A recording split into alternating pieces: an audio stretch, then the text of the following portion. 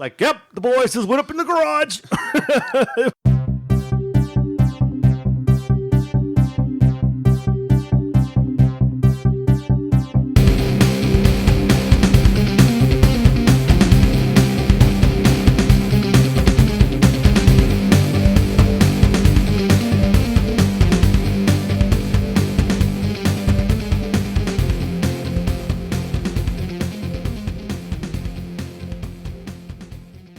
Hello, and welcome to episode 81 of Comical Podcast. I'm your host, Justin Corbett, and with me is... Miguel Garza. I'm not rocking today. Not rocking today? No, I'm all serious, man. Our guest is rocking today. Oh, yeah.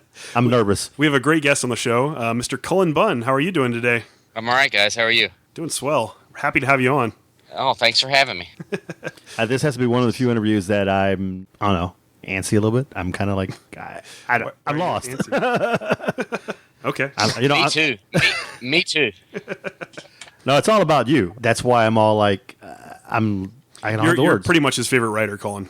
I better be. Wait a minute. Well, then who's your favorite writer? Hold on a second. This may derail right away. You're up there. You're tied with Rick Remender. Okay. All right, if I'm up there. Well, let's talk some comics, because that's what we're here for. Okay. What were your top two books this week, Miguel? Number 2 was Mythic number 2. Oh, yeah. Phil Hester and John McCrae. It's actually my number 2 as well. That's a great book. It's so much fun. Mountain with a cloud. Come on, man. What else can you ask for? It's a really bizarre book. It's all about this team of paranormal investigators. They go around, they fix problems with paranormal entities that are causing havoc in the real world. And in the first book, you'll remember that it wasn't raining in this valley.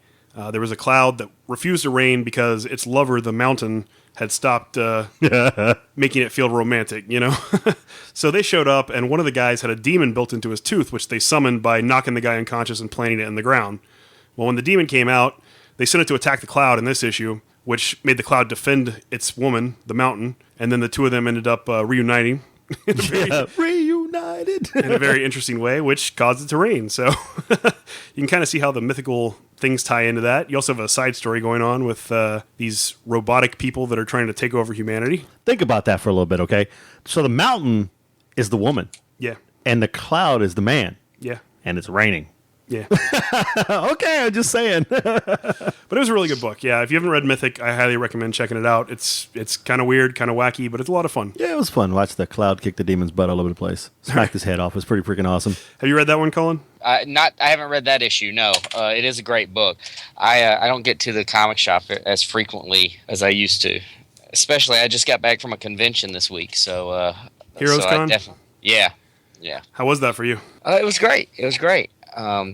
I got hit with a little bit of con crud afterwards, but I avoided con flu for the first part of the year, and then I went to a convention in Memphis and came back with con flu, and I got over that, and I went to Heroes Con, and I came back with con flu again. So that's the only negative. That's the only downside about Heroes Con, is I got a little sick afterwards. That's never fun. No. Well, let's keep things going. What was your number 1, Miguel? Number 1 was Deep State number 7. By Justin Jordan. And next time we talk to him, I'm going to be like, what in the world, man? I'm actually right there with you. I think we're mirroring each other today, because that was my number 1 as well. I was lost. I'm still lost. That's why I'm like, dude, what? Who's who anymore? Well, it's all about this covert operation spy thing going on. There's the guy who's recruited the girl, and in the first arc, they fought against these aliens that had come down from a Russian space station and crash landed in this small town and were taking over people, like with this weird symbiotic thing. But they defeated them, and they managed to escape. And now they're trying to track down this hacker who has all this information on the other people that are part of this agency. And there's a huge twist in this issue that I don't want to give away, but all I can say is that it was just incredible. Like I said, I'm really confused. I mean, I confused pretty easily, but I was really confused after reading that one. I got to read it again. Confused in a good way. Yes, right? yes, yeah, exactly. Kind of like when we talked to Ellis last week. You got to read some books twice to get the whole meaning and figure out what the hell's going on. Sometimes you do. Have you been reading that one, Cullen? Again, I've read the first 3 or 4 issues, I guess, of it so far, but I'm a little behind. Okay. Well, it's really good. Yeah, no, it's a great book. Justin's a great imaginer. I mean, he has a lot of great ideas that I love to see come together on the page. I'm just waiting for the spread to break out in Deep State. I'm just saying. Crossover kind of thing. Exactly, right? Okay, well then, what was your pick of the week this week, Miguel? I got a funny feeling we're going to be the same on this one. I think so too. Pick of the week is going to be Hellbreak, number 4. I'm right there That's with my you. pick, too. That's my pick as well. It's written by this guy named Cullen Bunn. I don't know. Anybody heard of him? Whoa. No, it's a great issue, man. We absolutely love it. We love the series. We've been reading it since issue 1. I don't want to go into too much detail about it because I'd like for you to tell our listeners what Hellbreak is all about. Yeah, no, I'm happy to. Hellbreak is it's sort of an action-adventure comic with a supernatural twist. It follows a crack special forces team that is tasked with going into hell and retrieving lost souls. So there is an infinite number of hells. Every time you go in, it's different. It's always awful, but always different. And this group has found a way to access these different hells, and they're able to enter hell and then return from hell with lost souls in tow. And they're doing this as part of an exorcism ritual. They're sort of the on the ground, boots on the ground part of an exorcism. So while an exorcist is expelling a demon that's housed in someone's body, this team is going out finding the soul of the person the demon has cast out. And it's never easy. No, it always goes wrong. Every mission has its own complications, and in issue 4, it's the 18th or 19th mission for this team, but it's the one of the first couple that we're seeing, and it's going poorly for them right off the bat. You get that feeling like it's got some Dante's Inferno stuff going on in there. You know what I mean? Oh yeah, that had that was definitely an influence. I just took it, instead of 9 circles of hell, I took it to an infinite extreme, and that there's an infinite number of hells. So yeah, one time they go into hell and it's this vast cavern system. The next time it might be an urban sprawl or a battlefield in the middle of an endless war. There's really no limit to the awfulness that they will have to endure on their missions. I had a question about the many hells. Is the hell that they're visiting each time to try to retrieve the soul, is that the hell for the person that's being imprisoned, or is it just a general hell? It's a general hell. I mean, up till this point, it's a general hell. I mean, I'm not saying you might not find a personal hell somewhere along down the line, but for now, they've been going to sort of a more general hell. They've got technology that allows them to track people so they can find out where they've been, where they've been cast to. But so far, it's more of a general than a personally created version of hell. I know why, and I can tell you why he's my favorite guy. It's because he is dark and twisted. Because you think about it, listen to these titles: Hellbreak, The Empty Man, Harrow County. Need I say? You have a darkness about it that I love, and that's why I'm such a big fan of your books. Well, yeah, I think I came from I'm a horror guy. I was into writing horror for a long while, and I think even everything I work on has sort of that horrific bend to it. So you're going to see darkness in almost everything I work on, I think. I swear, at times I think you were in my life. Some of these stories, like, whoa, was he there? That's where the darkness comes from, is peering inside your life. Oh. Well, I put it this way. When you can get someone who doesn't really read comics really enjoy your books, that's saying something. My wife is a big-time horror fan, and she doesn't read a lot of comics per se. She's a Wonder Woman fan, but she likes your stuff. So when you grab people like that, that tells you, you're doing a great job. I mean, you're doing a magnificent job. I love Hellbreak. Justin will tell you, some of our fans have started a little game that every time I talk about demons, warlocks, and witches, you take a drink. I wish you guys had told me. I would have brought something down with me. We should just on this episode say every time the word hell is mentioned, because I think we said hell about 300 times in the first 5 minutes.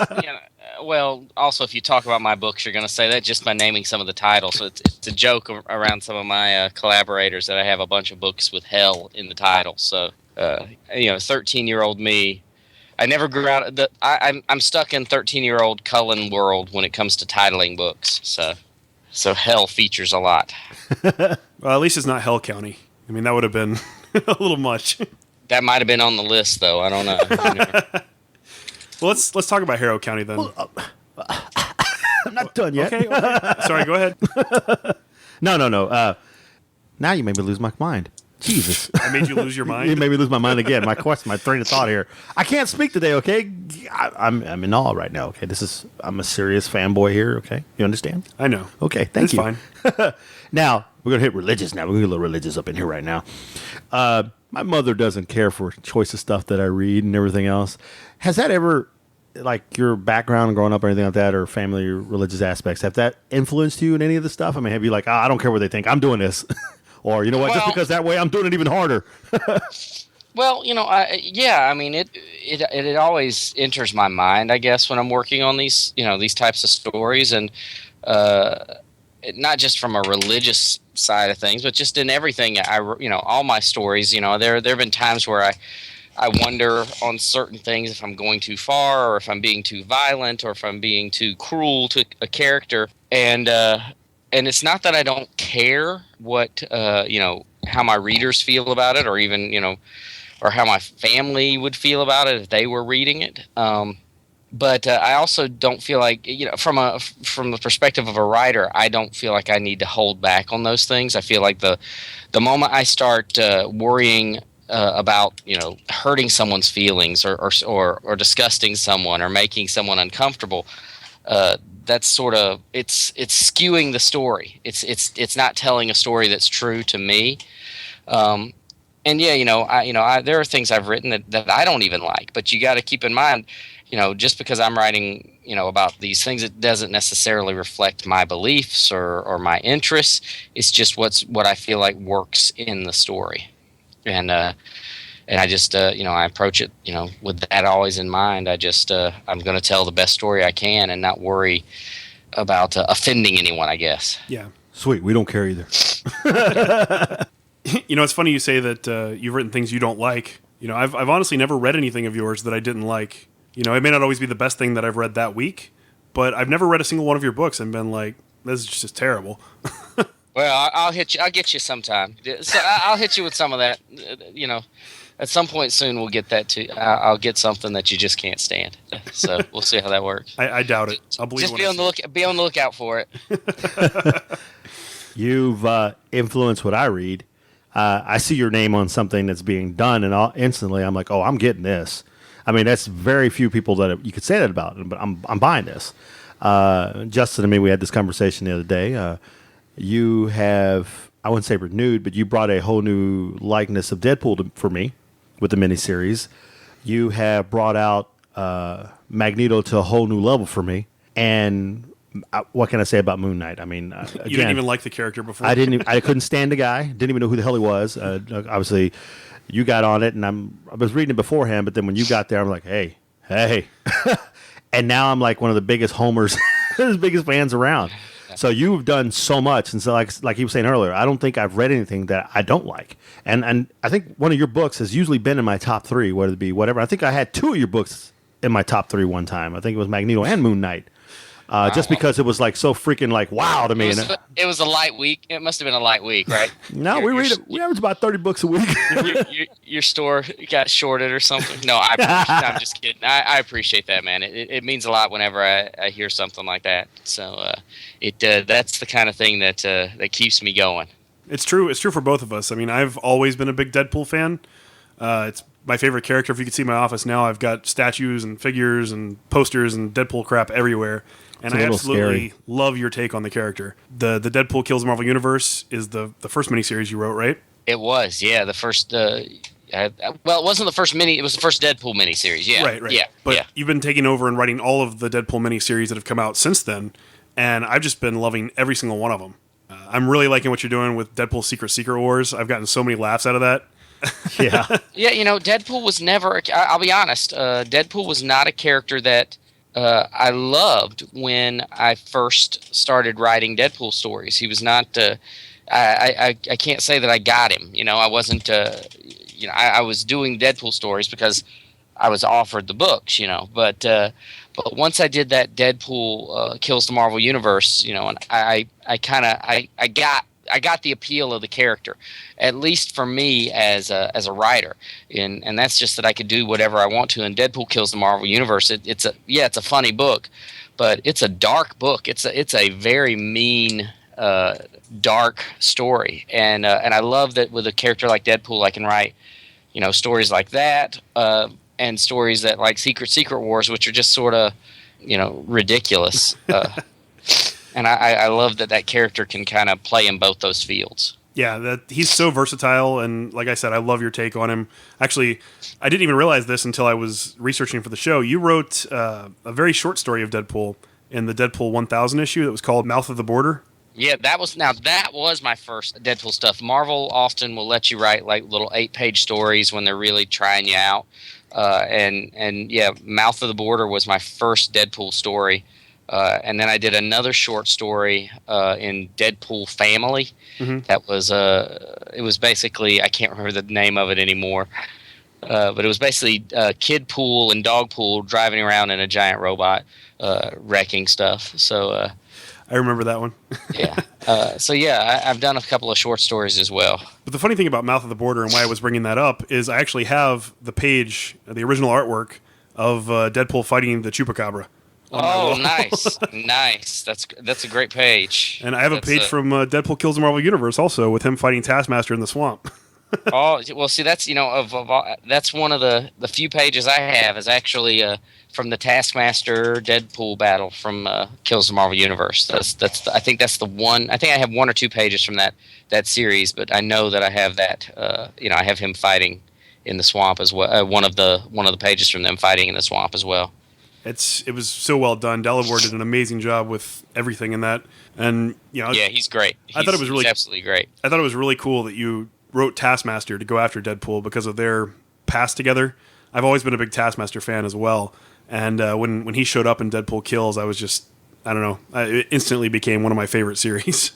Yeah, well, that was, Taskmaster joining that series was just me. Like you, I'm a huge Taskmaster fan ever since that very first issue of, that he appeared in Avengers way back when. I think it was the design of the character just appealed to me when I was younger, and I've always been a fan. So I had to put him in the book.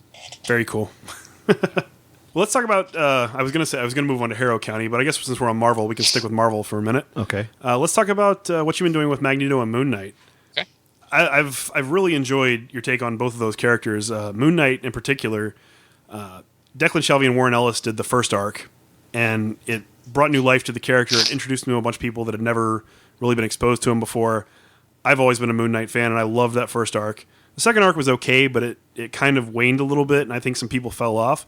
But then when you came back, you breathed just as much life into it as they did, maybe even more. And your run thus far on Moon Knight has been spectacular. I love the issue where he fights the dogs. I know that was one of Miguel's favorites as well. Yeah. Yeah. Yeah, what's interesting about Moon Knight, and I'm only on the series for 5 issues, so my run on it is almost done. So, when I was hired to do 5 issues on the series, what's interesting to me about it is years ago, before I was doing anything for Marvel, before I really even had any of my books had come out, any of my creator-owned books or anything, they were all in progress. They hadn't come out yet. I went to a convention, and they had pitch sessions with editors from Marvel, and I met with Axel Alonso and some other editors, and the thing I took to them was a book called The Macabre Moon Knight, and I wanted to do a Moon Knight series that had heavy supernatural and weird elements. And at the time, it's no surprise that didn't happen because, I was coming out of nowhere with this pitch for a big series, and I think actually there was another Moon Knight series being planned at the time. But when they called me and asked if I wanted to do this, this 5 issues, I definitely dusted off my proposal for the Macabre Moon Knight and kind of pulled some of the story elements from that I wanted to do, and I kind of updated them and retold them. So it was nice to be able to revisit some of those ideas for a sort of a supernatural weirdness, weirdness magnet version of Moon Knight. That's very cool. Was he a character that you always wanted to write? Yeah, he's always been one of my favorites. When I was a kid, I remember reading the issue where he first appeared, like in Werewolf by Night, and I read that issue over and over and over again as a kid, and he was just a character that I've always had sort of an affinity for. So yeah, I definitely was thrilled to get the chance to write him for a few issues. Well, we've loved that run, and like I said, we've loved what you've done with Magneto as well. making him more dark and more gritty and trying to stop people from abusing mutants in his own way. Yeah, it's definitely a dark take on the character. You know, when I started writing it, we talked about everything I do has sort of a dark angle to it.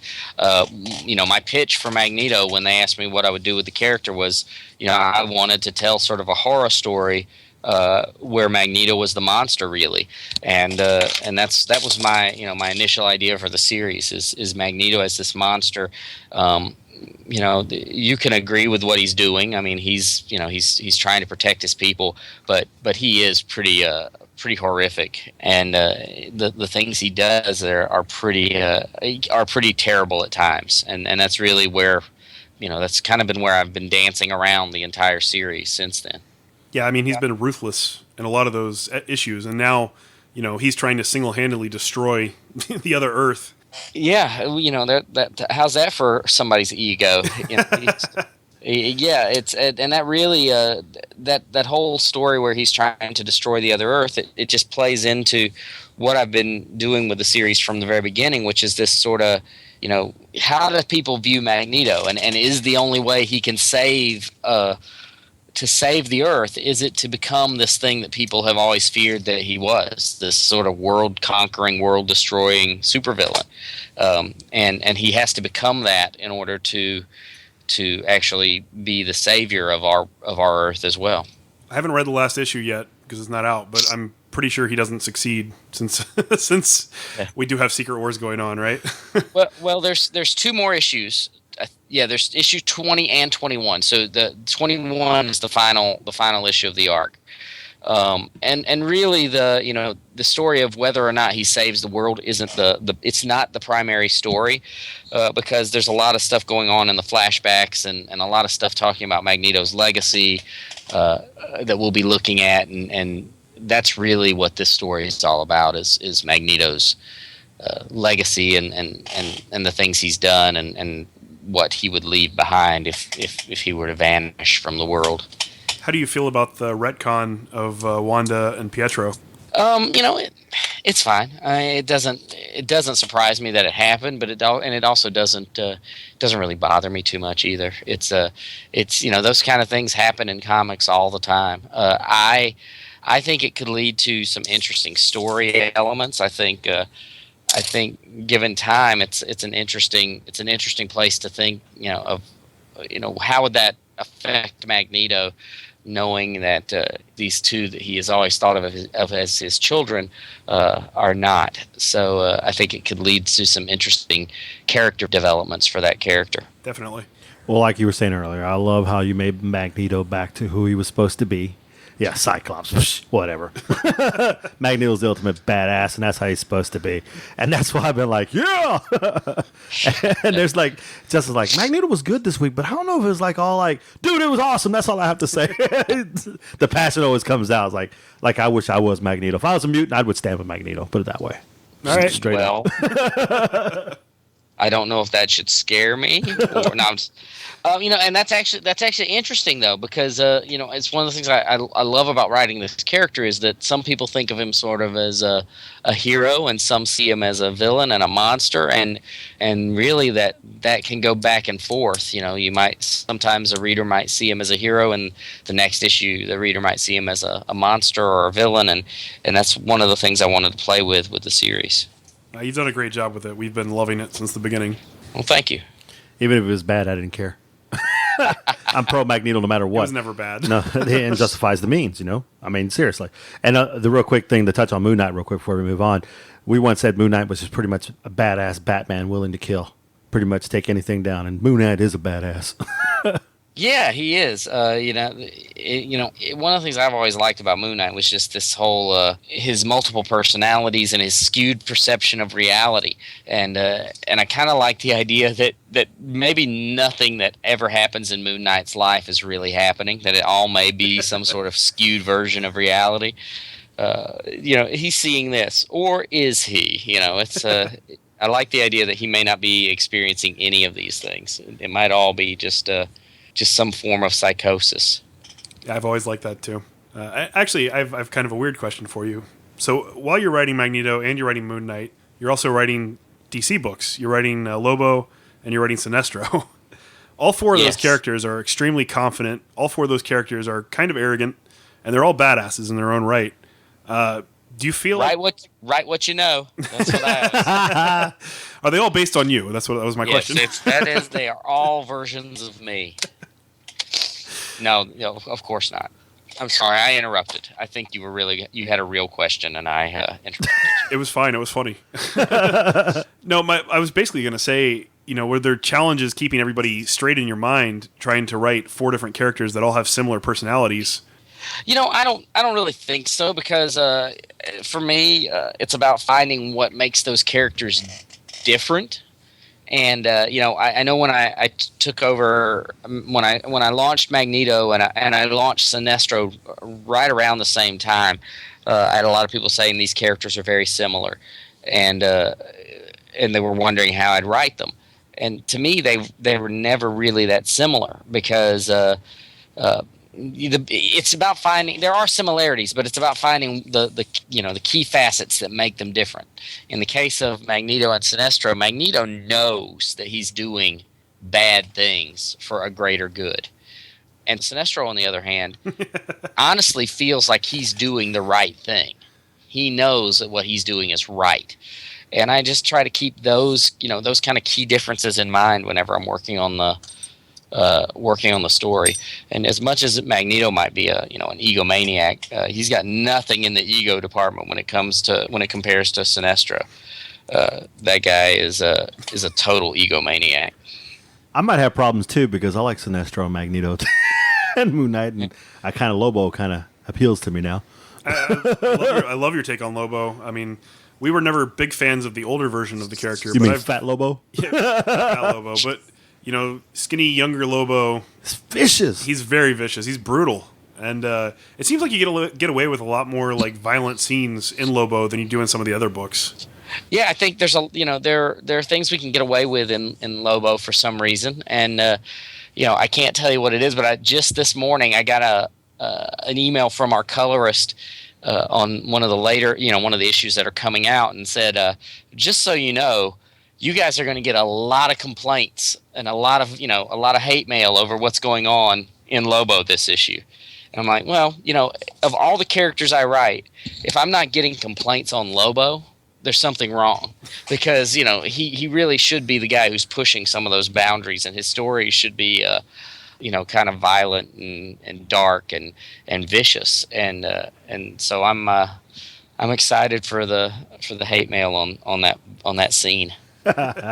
And there have been other scenes, like I think at issue 6 there was a fight, and my editor came to me and he was like, no, we can't do that. You cannot show that kind of violence on the page. And but he let it go through, so it showed up as it was written. So it's fine with us. We like it. It's a violent series, and there's a lot of viciousness to be seen when it comes to Lobo. Well, okay, so we've talked about Marvel and DC, and you also do a lot of independent books. I mean, most recently you finished The Empty Man.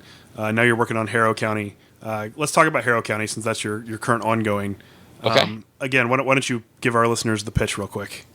Well, Harrow County is sort of we've been calling it a Southern Gothic fairy tale. It's the story of Emmy, who is a young woman on the verge of turning 18 years old. She lives out on a farm in the middle of nowhere in rural North Carolina, and she's always known that the woods and the old abandoned tobacco barns and old buildings around her where she lives, she's always kind of known there were ghosts and goblins and strange creatures and things that go bump in the night out there. But on the eve of her 18th birthday, she's discovered that she is connected to those things in a way that she never expected, and that connection kind of sets everyone out to get her. She finds herself being hunted by the people of Harrow County, including her own father. and she's she goes out on she's out on the run and surrounded by ghosts and strange creatures, and she's trying to discover why people are trying to kill her.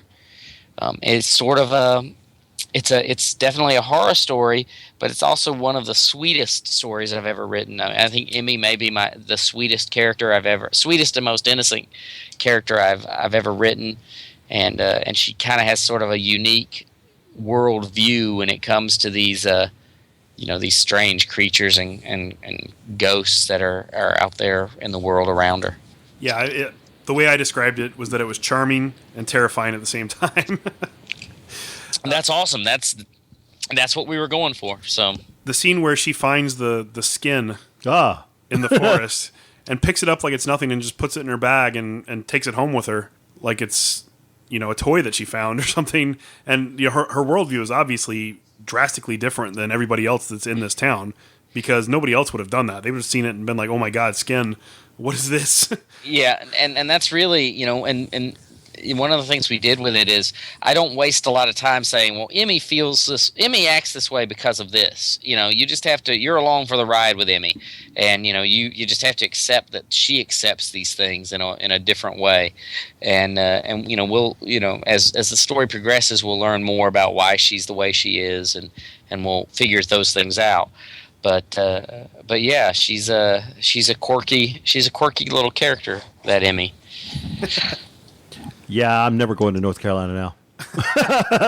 Yeah, it's just like that story. Everything in it. Skin in the woods, man. The skin in the woods. Yeah, let me carry it around, put it in my room, and let me go to that tree, because I got a tree that looks like that in my backyard. Yeah, those trees you got to watch out for, man. Have you been reading Scott Snyder's Witches? Yes, I have. Them too. Yeah. Oh. Yeah, it's funny because I knew coming into this we were talking about books we've been reading and things, and Witches is one of the books on my list that I get a real kick out of right now. Yeah, us too. So how did you hook up with Tyler? Tyler and I actually worked together on a few issues of the Six Gun. He did several issues of the Six Gun, the main series, with me, and then he also did a mini series with me called Six Gun Dust to Dust. So we've worked together a little bit with with that project, and then we started talking about what we would do if we did a creator-owned project together. It just all spun out of working on the Six Gun together. That's right. Six Gun's your supernatural western. It is, yes. See, I know. Supernatural western, freaking awesome. Yeah, Six Gun is the only thing you've written that I have not read, I think. Well, you need to turn this podcast off right now and run. Do not walk. Run to your store and grab Six Gun. I promise I will pick up a copy this weekend when we go back there. It's going to change your life. I'm looking forward to it. So since you're such a horror guy, and I told you how me and my wife, we watch some of the worst horror movies you've ever seen in your entire life. We'll watch not even B, we're talking D. That's how bad they are. We like this stupid one called Thanksgiving. It's about a demonic turkey. I could have. You didn't even have to. I could have gotten that from the title. Thanksgiving. Yeah, it's a great, stupid, crappy movie, but it's like something we watch now. It's like our thing on Thanksgiving. What is your favorite horror movie of all time? Of all time, it's going to come down. It's a tie for me between Alien and The Thing. It's one of those two movies is my favorite, and I can't. I don't know that I can. I don't know if I can decide between the two of them though. They're both great. Old school thing, not new thing, right? Definitely the old one. The old school. Not the. I mean, the original one is great from way back when, but I'm talking about the John Carpenter thing from from the 80 or whenever it came out. Put that thing in the blood and a pop. That movie gave me the creeps, man. Yeah, it's pretty terrifying. So did The Exorcist mess with you as much as it did some of the world? Yeah, it was pretty scary for me, considering I saw it, like on TV, and I think it was probably edited for television when I saw it. But it still scared me pretty bad when I was a kid. What comics did you read when you were a kid? What made you want to become a comic book writer? I read a lot of different books. I read Uncanny X-Men was the book I collected. That was that was that book meant a lot to me because it was a book that my dad and I collected together. He was never into comics, but he liked going to comic book shows and stores, and he traveled a lot, and he'd stop at comic book shops and take my want list in and grab issues for me here and there. But probably the book that made me love comic books was an issue of the Micronauts, which is a comic that was based on a toy line from, it came out in the 70s. There was an issue of Micronauts, I think it was issue 7, that had the Man-Thing in it. And I remember picking that issue up at a grocery store next to my dad's office. And I read that comic over and over and over and over again that day. And that was the book that made me love comics, was Micronauts number 7. Very cool. It's awesome that you can go back and pinpoint that exact issue. Yeah, no, it stands out in my mind in a big way. It was a really important book to me. Well, I definitely want to ask you more questions about comics you read back in the past, but I'm going to ask you two things one question about your 2 books, Hellbreak and Harrow County. There's no thing that I'm not a fan of miniseries. I really hate them because sometimes, usually when you're reading a miniseries, they're so freaking good, and they're like, oh man, it's ending. So, Hellbreak and Harrow County, what are we looking at? Are you trying to make sure it goes for a good amount of time, or is it just going to be a miniseries? Well, they're both intended to be ongoing stories. This day and age, I kind of think everything kind of hits the stands as a miniseries because you never know when how sales are going to be and how fan reception is going to be on a book. But both of them are seen as ongoing series. Hellbreak. Well, let me back up. The Six Gun, for instance, is an ongoing series, but I've known where it's going to end since the very beginning. And, that book will end with issue 50. So I guess in that sense, it's a 50-issue limited series. So Hellbreak is the same way. I know what the ending of Hellbreak is meant to be. So, it's not going to be a book that goes on forever and ever. But I do have an ending for the series in mind. And I'm hoping that I get the chance to reach that ending the way I want to. But again, it all depends on fan reaction, sales of the book. Anymore, it feels like if a book goes 12 issues, it's considered a huge success and a long-lived title.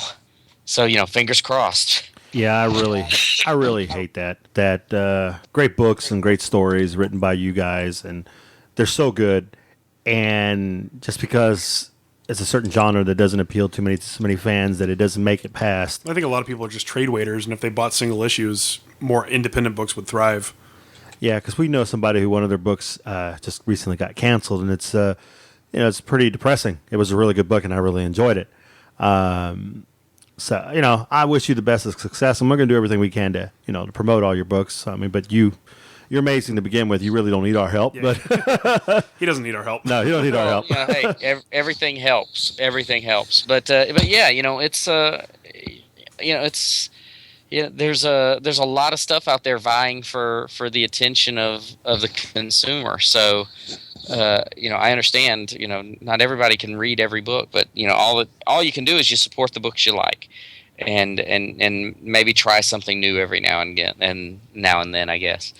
But yeah, I'm gonna do my best to try to keep these stories going, and tell the stories that I want to tell. Very cool. I was going to ask you something, since you're one of the few people we've had on that has written for everybody.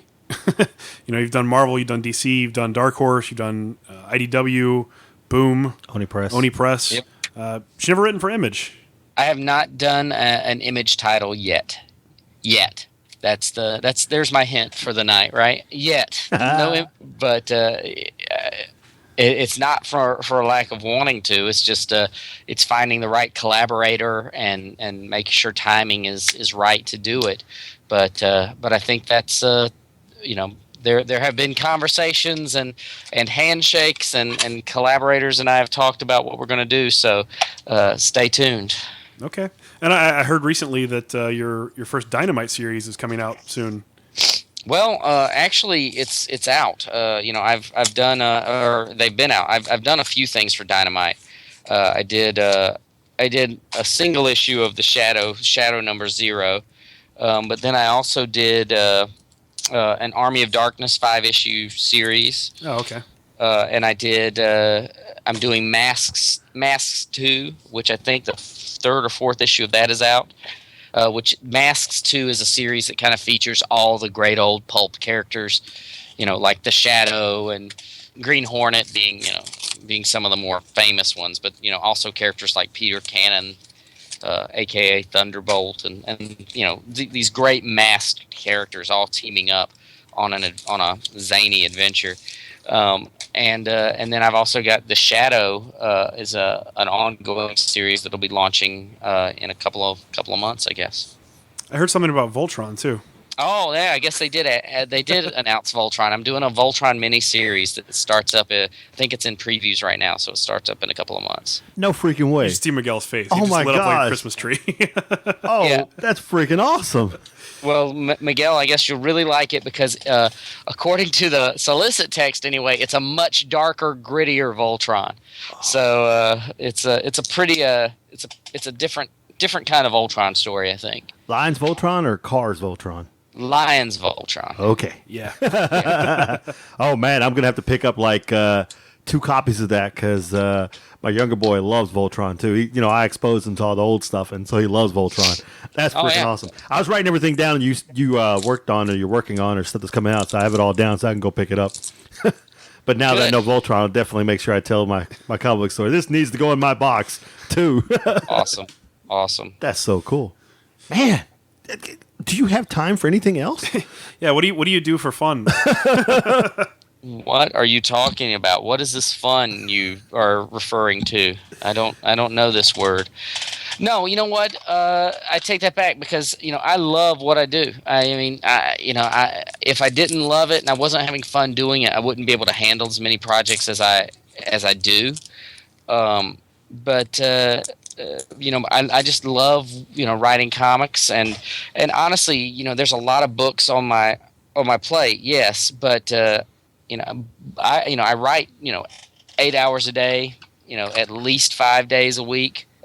Sometimes more than 5 days a week, and I've managed to get it to a point where if I'm writing, anywhere between 5 to 7 pages of comics a day, which is a walk in the park, I can stay on track. Now conventions and getting sick and things like that throw me off. But if I'm actually, busy working, not getting sick or going to conventions, 5 to 7 pages a day is all it takes to stay on top of my schedule. Very cool.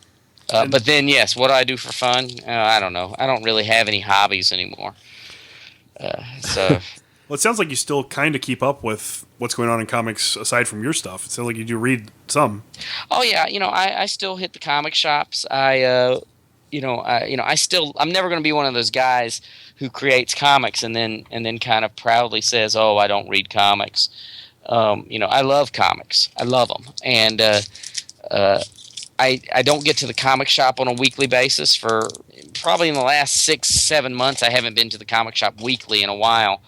But I still head to the comic shop. I'm reading more in trade now than I read in single issues, I guess. But I'm still reading a lot of books, and right now, a couple of fellow creators and I have gotten really big into digging through back issue bins and building up our collections of old comics again, because I'm getting them. I'm buying a bunch of old comics and I'm getting them hardbound with this local bindery. I'm having them bind up my books for me so that I can put them on my shelf, and that's kind of reinvigorated this desire to dig through back issue boxes and collect old comics. That is awesome. It's just great to hear how passionate you are about the hobby and how much you enjoy it and how much a part of your life it is aside from just writing it. Oh yeah, no, comics mean a lot to me. Like I said, they were so important to me, as I grew up, and I got out of collecting comics for a long time. I sold my collection when I was going to college, but I think we've all done that at some point. Yeah, but but yeah, I still love comics. I'm still trying to actively rebuild my Uncanny X-Men collection. I'm into it. I'm all in.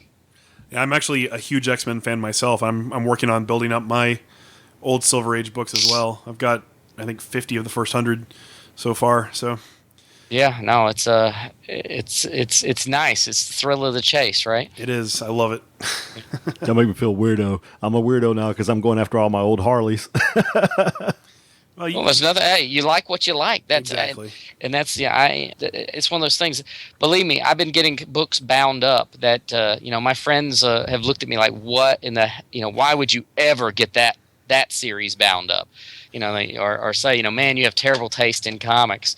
But it's the books I'm getting bound and the stuff that I'm putting together, some of it doesn't hold up the way I remember it. Some of it I think were the greatest stories of all time, and I look at some of these and I'm like, man, this book doesn't hold up the way I wanted it to. But the book still meant something to me, so that's one of the reasons I'm getting them bound now. I completely understand. Yeah. See, I'm going home to tell the wife tonight. See, if Cullen Bunn can do it, I can too. That's right. Do it. She just looks at me nuts because I came home with had the first appearance of Beta Ray Bill and had it signed by Walt Simonson, and it was like the coolest thing. He drew something for me on the cover too, and I have first appearance of Dr. Bong and Howard the Duck. Oh, you're speaking my language, man. All that stuff's great stuff. That's all. That's all on my top of my list of stuff I love. Oh yeah, Us too. And I think I have first appearance as a Rogue. Is that who I got? You got me? Yeah. We got Rogue. Avengers Annual 10. Mm-hmm. Yeah. That's all. Again, that's all great stuff. Well, let's move on to our most popular segment. Oh yeah, One that we have every single week. it's popular. It's very popular. Popular to who? It's popular for all of our listeners. It's time for Tell Me a Funny Story.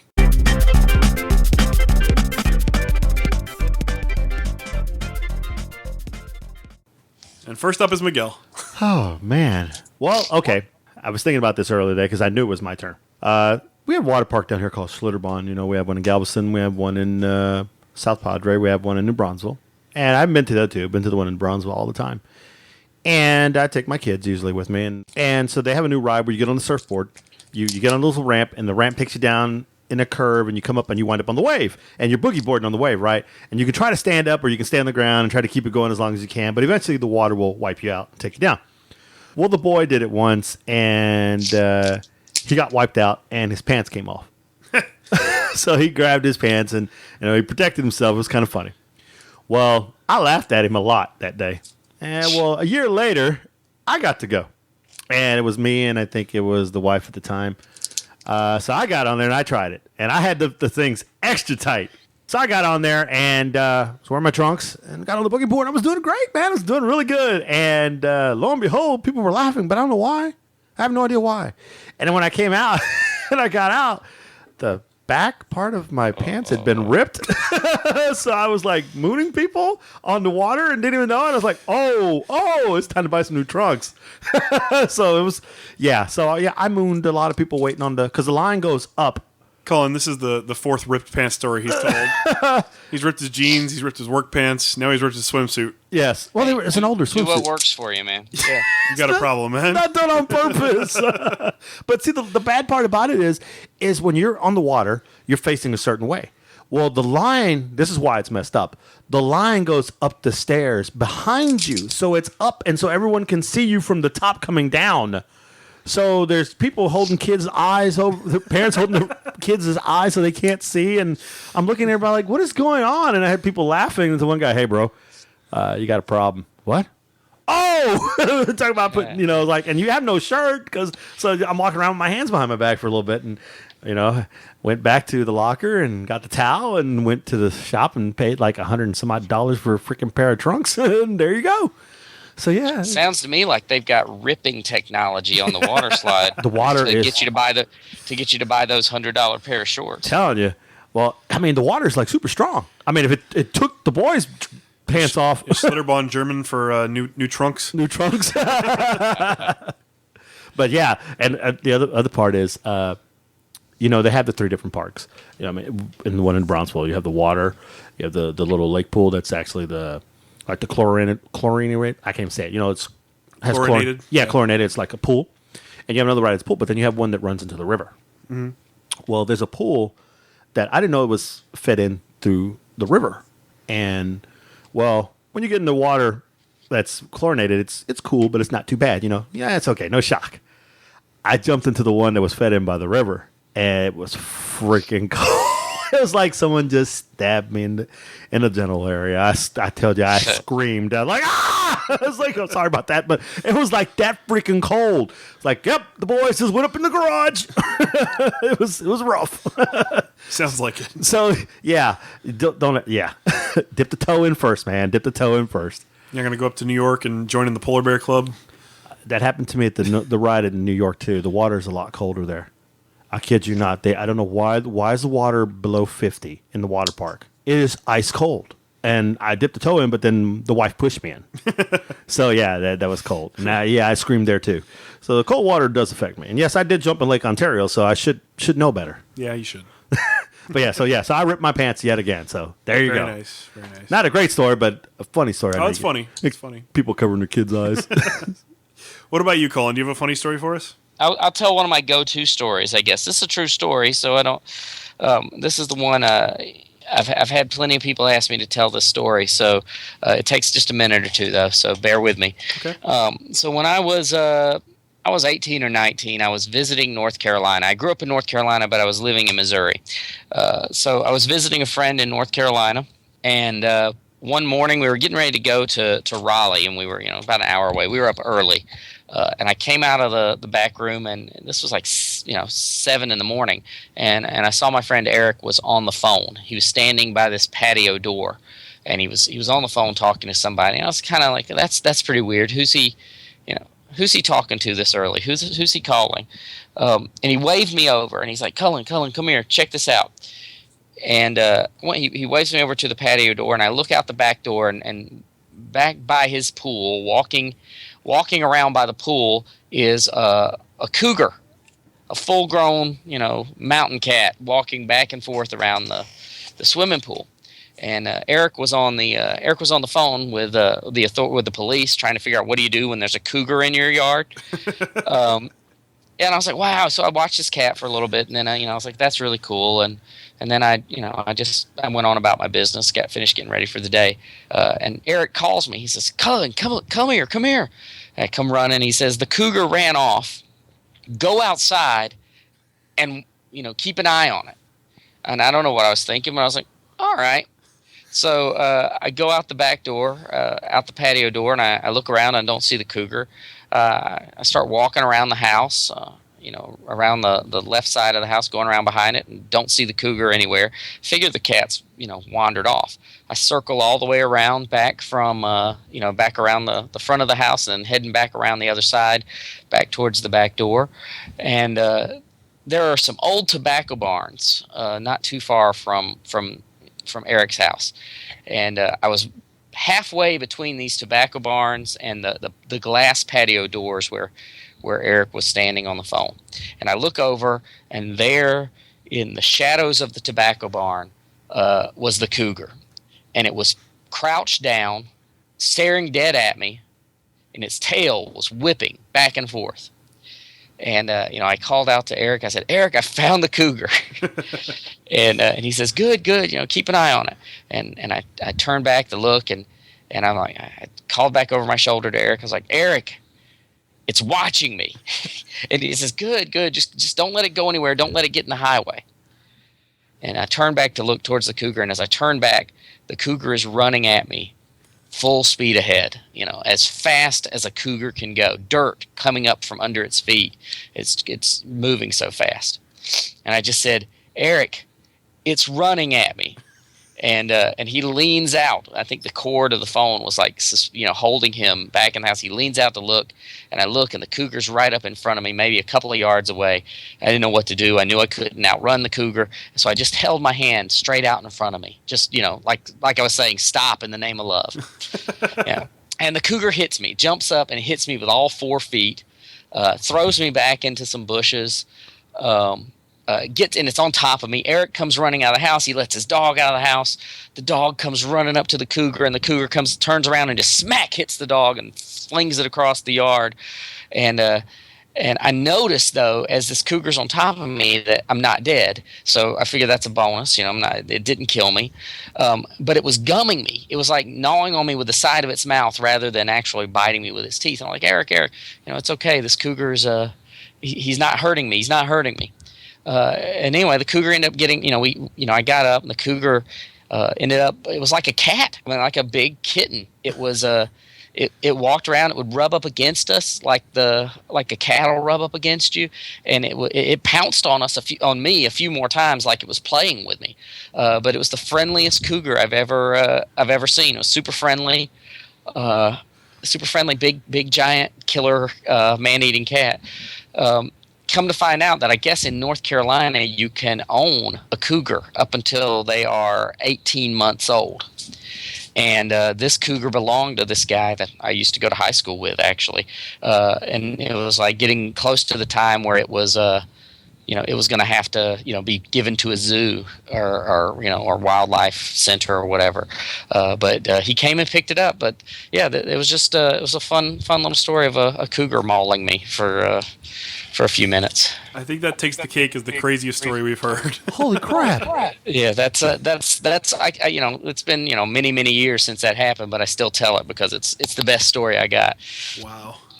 Man, and I complain about my fat cat jumping on me. Yeah, I got 4. No, it was just like that cat. It happened to be a cougar, and yeah, it was a sweet cat, but his name was 8-Ball. Now that I think about it, 8-Ball the cougar. I think I got the episode name. Man, I would change that story. Man, I fought this cougar one time, tooth and nail. No, I think about it sometimes. I'm like, yeah, maybe I should tell that story about how, maybe I should action the story up a little bit. But no, I think it's better as the truth. There's proof that I watch too much TV. I see all those CougarLife.com commercials all the time. So the minute he started talking about cougar, I started thinking about an older woman lurking in the bushes, crouching down. Come on, man! She pounced on him. That would be a completely different Oh, man. Hey, come watch the cougar.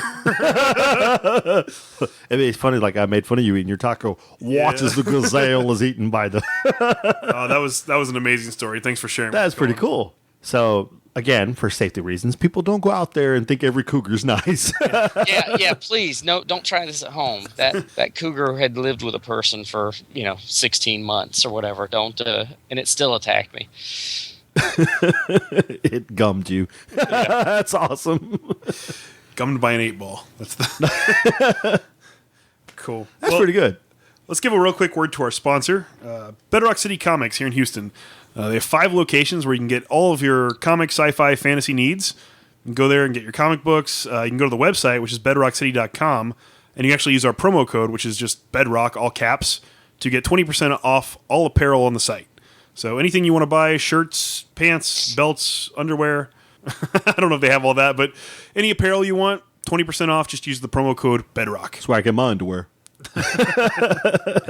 Underoos. Nice. Very nice.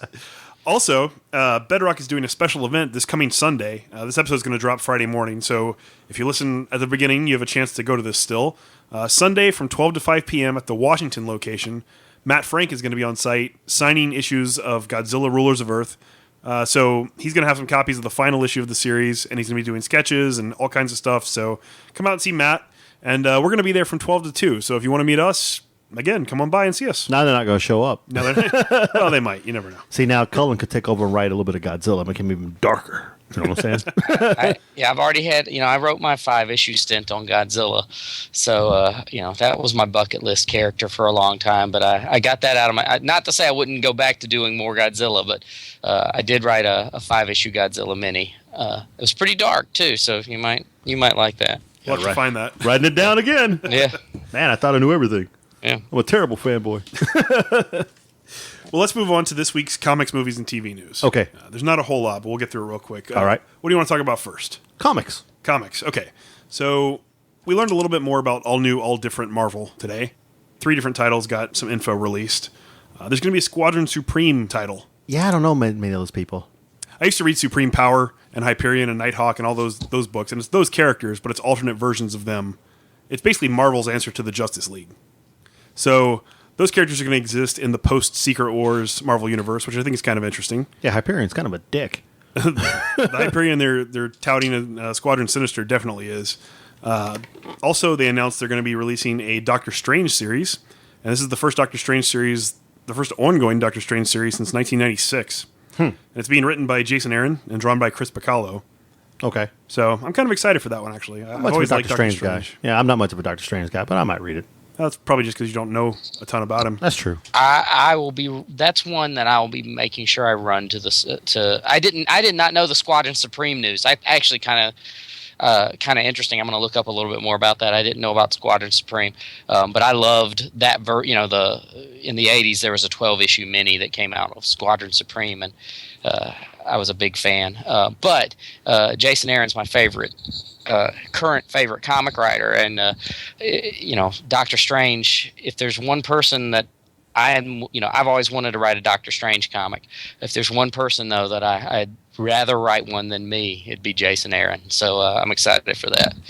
Me too. I'm looking forward to reading it. And then the very last piece of all new, all different news is that Spider-Gwen is getting a new #1. Really? It's getting rebooted already. What? Yeah. It's still going to be the same creative team, but... Why? Yeah. They didn't like the way they were writing it? They're starting it over just because Secret Wars is ending and everything else is getting a #1, so I guess they're going to give it to that too. Okay, cool. Whatever. And then the very last piece of comic book news is that Dark Horse Comics is now available digitally through Comixology. They Wow. actually have 800 different titles out there you can go and get now. So I know they've been the last holdout, the last big holdout for going digital with their stuff, but now you can go get it. Okay. So it's pretty cool. I like to have a book in my hand. Yeah, I prefer physical books too, personally, but a lot of people are digital readers and they want access to that. Yeah, I don't like it. And those digital comics are, I've got friends who don't read comics, won't buy a comic, but they'll buy a digital comic. So I'm all for it if it gets some new people into it. And I gotta admit, I'm sitting here in my office looking out across this wasteland of comics stacked sky high, and I'm like, maybe digital is the way to go. Yeah. It's definitely a space saver. Yeah. Well, that's it for comics news. What do you want to do next? Movies or TV? Give me some TV. Okay, so TV's real short. They announced the fall schedule for all of the CW shows. Okay. Flash and iZombie are going to premiere Tuesday, October 6th, and Arrow is going to premiere Wednesday, October 7th. Okay. They haven't released any information about Legends of Tomorrow yet, so Hey, what about Supernatural? that doesn't count. What? Come on, man. It's not a superhero show. I don't care. You said the CW. Yeah, it wasn't on the list that I was reading. So. Boo.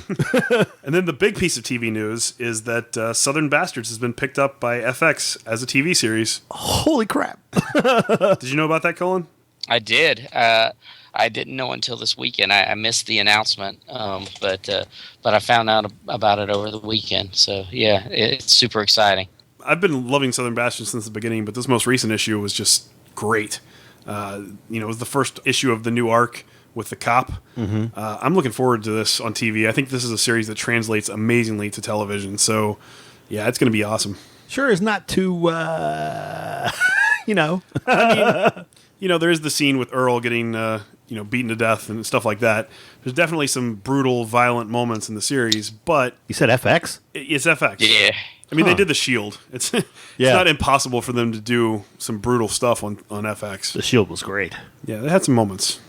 So, okay, cool. Hey, I'm excited. I'm happy for that. Me too. All right, so moving on to movies. Okay. It was confirmed this week that Janet Van Dyne is going to be in the Ant-Man movie. Okay. So we're going to see the Wasp, Nice. which I think is cool, but they haven't announced who is playing the character yet. I can't wait for it, man. I'm hoping it's not Beyonce.